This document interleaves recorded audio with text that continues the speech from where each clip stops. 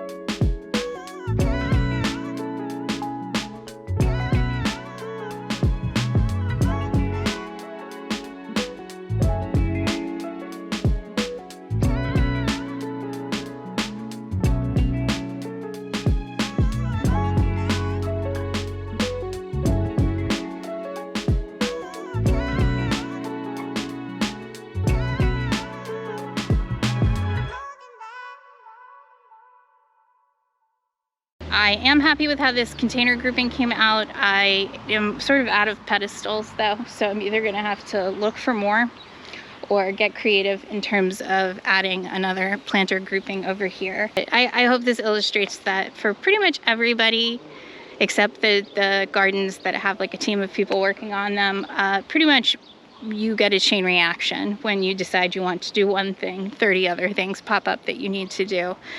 And sometimes that can be a little intimidating to take on.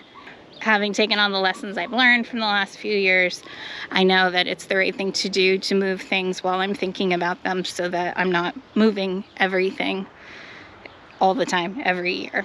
So this was an awful lot of work to get 3 roses planted and to clean up some iris, but put some planters out.